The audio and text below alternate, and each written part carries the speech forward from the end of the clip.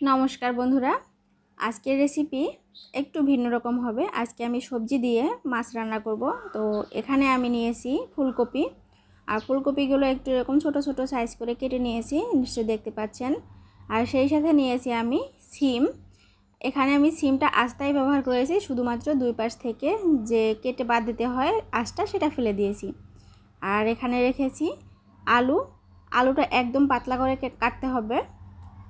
আমি একটু লম্বা করে পাতলা করে আলুগুলো কেটে নিয়েছি। এখানে আমি একটা আলু নিয়েছি, আর এইদিকে আমি একটা টমেটো এরকম ফালি করে কেটে নিয়েছি। তো এই হলো আমার সবজি। আর এখন আমি এই সবজির সাথে যে মাছটা ব্যবহার করব সেই মাছটা আপনাদেরকে দেখিয়ে দিচ্ছি। এখানে আমি 4 পিস রুই মাছ নিয়েছি, আর রুই মাছটা একটু বড় সাইজের। তো এখন আমি এই রুই মাছটাকে হলুদ আর লবণ দিয়ে মাখিয়ে নেব। এরপরে আমরা চুলায় চলে যাব তেলে ভাজতে। আর হ্যাঁ, এখন যেহেতু শীতের সিজন, এই যে ফুলকপি, সিম এগুলো কিন্তু অ্যাভেলেবেল, একদম কম দামে পেয়ে যাবেন বাজারে।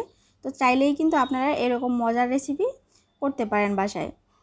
তো আমার মাছটা ম্যারিনেট করা হয়ে গেছে। এখন আমরা চুলায় একটা কড়াই বসিয়ে এর মধ্যে সয়াবিন তেল দিয়ে দিচ্ছি পরিমাণ মতো। মাছটা ভাজার জন্য যতটুকু তেলের প্রয়োজন আমি ততটুকুই দিচ্ছি। তো মাছটা ভাজার নিয়ম হচ্ছে, কড়াইটা যখন একদম ভালোভাবে গরম হয়ে যাবে, তারপর তেল দেওয়ার পরে মানে একটু ধোয়া ধোয়া উঠতে শুরু করবে, তখন সে পর্যায়ে যদি মাছটা দেওয়া হয় তাহলে কিন্তু মাছটা ভাজার সময় ভেঙে যাবে না। তো আমি ওই পদ্ধতি ফলো করে মাছগুলো দিয়ে দিচ্ছি। এরপরে মাছগুলো একটু ভালো করে ভেজে নিব উল্টে পাল্টে।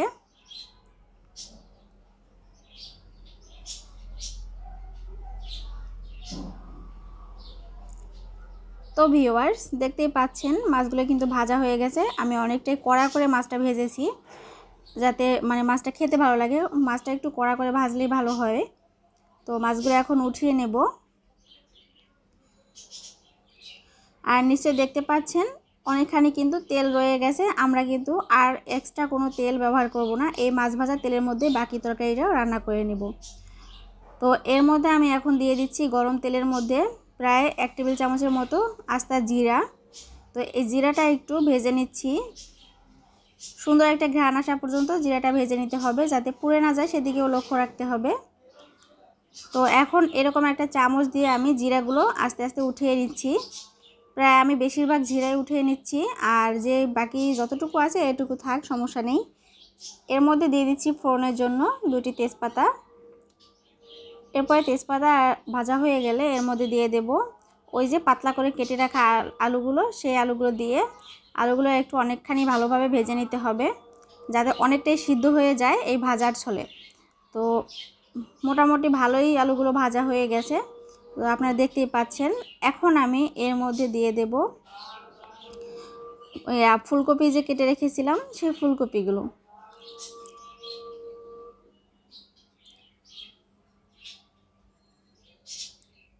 তো আলু আর ফুলকপি এখন একটু ভেজে নিয়ে এর মধ্যে দিতে হবে হচ্ছে গিয়ে হলুদের গুঁড়া আর স্বাদ মতো লবণ।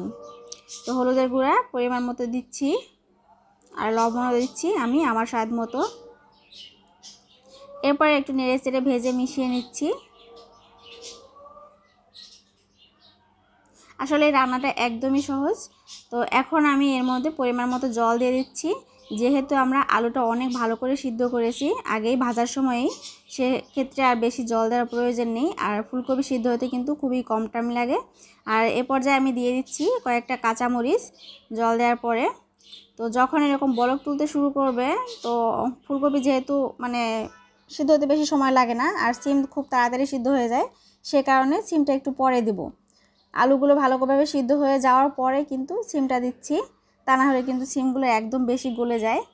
তো সে কারণে সিম যেটা সেটা পরে দিতে হবে। তো সিমটা দিয়ে আমি মাছগুলো দিয়ে দিচ্ছি সাথে সাথে।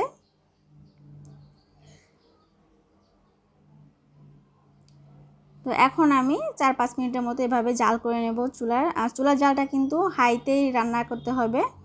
আর ওইদিকে আমরা যেই জিরাগুলো উঠিয়ে রেখেছিলাম সেই জিরাটা দিয়ে আমি এখন একটা মশলা তৈরি করে নিচ্ছি। তো এই জিরাটা এরকম মানে একটা বাটির মধ্যে নিয়ে এই যে চামচটা আছে চামচটা দিয়ে এরকম পিষে নিতে হবে। আপনারা চাইলে কিন্তু শিলপাটা করে নিতে পারেন, কিন্তু সহজ এই পদ্ধতি এটাই। তো এখন আমি এখান থেকে একটু ঝোল নিয়ে ওই জিরার মধ্যে দিয়ে দিচ্ছি।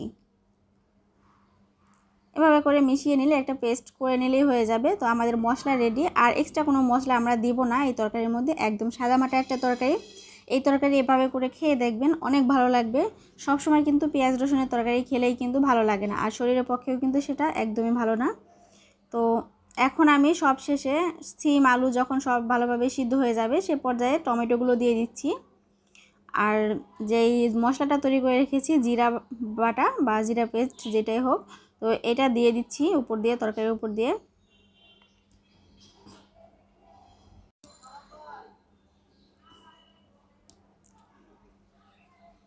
এ পর্যায়ে কিন্তু আস্তে আস্তে একটু নেড়ে দিতে হবে, কারণ ফুলকপিগুলো যাতে ভেঙে না যায় সেদিকে খেয়াল রাখতে হবে।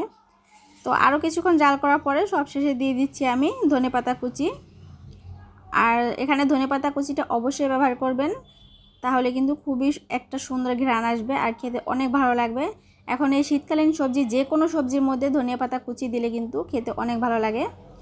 তো আমার এই রান্নাটা হয়ে গেছে, এর মধ্যে আর কিছুই দিব না। আর সিমটাও কিন্তু খুব ভালোভাবে সিদ্ধ হয়ে গেছে, আপনারা নিশ্চয়ই খেয়াল করলে বুঝতে পারবেন। তো এখন আমি চুলা থেকে তরকারিটা নামিয়ে নিচ্ছি। তো ভিউয়ার্স, আমার এই রেসিপিটি আপনাদের কাছে কেমন লাগলো তা অবশ্যই কিন্তু আমাকে কমেন্ট করে জানাবেন। আর ভিডিওটি ভালো লাগলে আপনারা কিন্তু বাসায় অবশ্যই একবার হলেও ট্রাই করবেন। এভাবে কিন্তু রান্না করলে আমি মনে করি অনেকেরই ভালো লাগবে, কারণ সবাই হয়তো পেঁয়াজ রসুনের তরকারি খেতে চায় না, যেমন আমার মতো। আমি কিন্তু সহজে পেঁয়াজ রসুনের তরকারি খাই না। তো যাই হোক, আজকে আর কথা বাড়াবো না, আজকে এখানেই বিদায় নিব। দেখা হবে আবার নতুন কোনো রেসিপি নিয়ে। সবাই ভালো থাকবেন, নমস্কার।